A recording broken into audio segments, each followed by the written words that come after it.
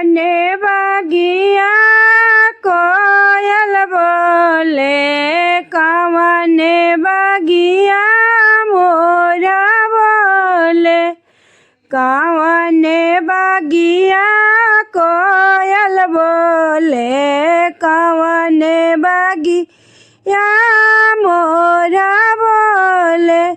अरे हो कावना गलिया घूमेले सुंदर दुल्हा मानवा धूमिला बाड़े, मानवा धूमिला बाड़े। अरे हो कावन गलिया घूमेले सुंदर दुल्हा मानवा धूमिला बाड़े। आम बगिया कोयल बोले, महुआ बगिया मोरा बोले, आम बगिया कोयल बोले, महुआ बगिया मोरा बोले। अरे हो बाबा गलिया खाड़ो बड़े सुंदर दुल्हा मानवा बेदिला बाड़े, मानवा धूमिला बाड़े। अरे हो चाचा गलिया घूमेले कावन दुल्हा मानवा धूमिला बाड़े। आमाया लारी पूछब हिनी फुसिलाई पूछा, आमाया लाई पूछब हिनी पुछिलाई पूछा।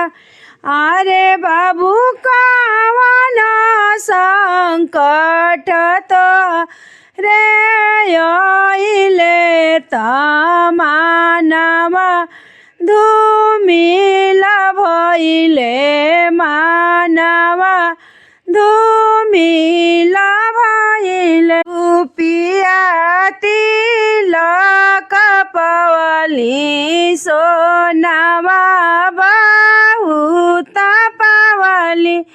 अरे माई रुपिया जे हमहु बहुत पावली, सोनायन मोला पावली। अरे बहनी कनाही पवली देनु गैया त मानवा धूमिला भइले। अरे चाची कनाही पवली धेनु गैया त मानवा धूमिला भइले। रुपिया लौटाई देबो, सोनावा लौटाई देबो, रुपिया फेर देबो, सोना लौटाई देबो। अरे बचवा फिरा करबो दूसरा बियाहवा तोहे धेनु गैया मिली मानवा खुशिया होई। अरे बबुआ फिर न करब दूसरा बियाहवा तो गैया धेनु गैया मिली मानवा खुशिया होई। अरे अमर रुपिया तू जानी लावटाई त सोना जानी पे भरबे करिया। अरे अम्मा हम नाही करब दूसर बियाहवा त नगर लोग वाधु से लगिहा।